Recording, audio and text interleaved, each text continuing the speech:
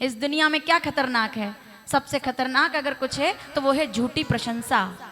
कड़वा बोलने वाला दुश्मन पास बिठा लेना, एक बात याद रखिएगा, कड़वा बोलने वाला दुश्मन पास बिठा लेना, पर मीठा बोलने वाला दोस्त जो बर्बाद कर दे उससे हाथ जोड़कर दूरी बनाने में कोई बुराई नहीं है, क्योंकि वो मीठा बोल करके ही आपको बर्बाद कर देगा। चाय भी आपकी पिएगा, समय भी आपका खराब करेगा, आपकी तारीफ भी करेगा। अपन तो इतने वैसे ही मालवा के भावुक लोग हैं, थोड़ा कोई कह दे, कह रहे क्या बात है साहब, मकान बढ़िया बनाया, चाय पी के जाना पड़ेगा। खाली इतना बोल दे कोई कि साहब वैसे तो इस कॉलोनी में मकान बहुत है, पर आप नक्शा कहाँ से लाए, इतना कह दे वो बस। मैं गलत तो नहीं बोल रही हूँ? ये स्वभाव है हमारा। हम इसमें ऐसा, किसी ने कह दिया कि साहब कार तो बहुत लोगों के पास, ये कलर कहाँ से लाए, किसी के पास ही नहीं है। बोले साहब चाय तो पी के जानी पड़ेगी आपको। उससे कोई लेना देना ना हो, चाहे कोई उसको जानता ना हो, लेकिन उसने तारीफ की है, तुरंत आप एकदम प्रसन्न हो जाते हो। आप बैठे हुए हो कि भाभी जी कोई आपको शादी वगैरह में माताएं मिल गई और तुरंत आपसे कहते हैं क्या बात है, ये डिजाइन एकदम साड़ी की नहीं है।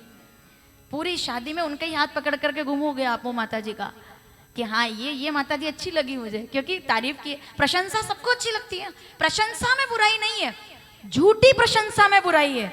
अगर कोई, चलो कथा तो अपनी जगह पर है, मैं आपको सुनाई दूंगी। एक मैं बहुत अच्छी बात बोलने जा रही हूँ, आप इसे आप अपना अनुभव समझ लें या मेरा अनुभव समझ लें।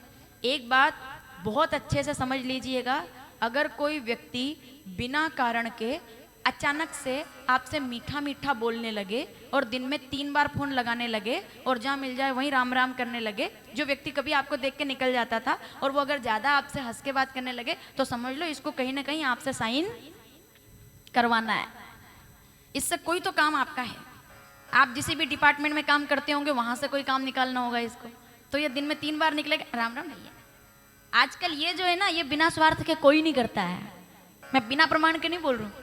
जब भी किसी व्यक्ति को काम होता है ना, आपने अगर किसी व्यक्ति से कह दिया कि साहब आपका बेटा है 21 साल का, हमारे पहचान में एक कन्या है 18 साल की, और अगर उनको जरूरत भी है वो ढूंढते फिर रहे इधर उधर, नहीं उनको, लेकिन आपने अगर ऐसा बोल दिया ना कि कन्या है एक, हमने देख रखी है और हम सोच रहे हैं कि आपके बेटे के लिए सही है, क्या बात कर रहे हो आप, अगले 2 दिन बाद ही वो दाल बाटी का निमंत्रण आ जाएगा आपका कि नहीं साहब इस बार का भोजन तो आपको हमारे यहाँ करना पड़ेगा, ताकि बात हो तो बात पक्की हो।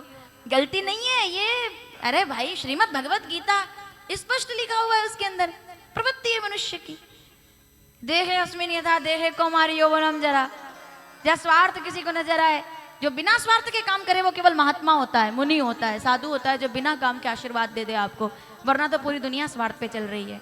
आज की दुनिया में बिना स्वार्थ के कोई आपको 1 कप चाय भी नहीं पिलाता, और अगर स्वार्थ ना हो तो खून के रिश्ते में भाई भाई की शक्ल देखने के लिए तैयार नहीं होता है।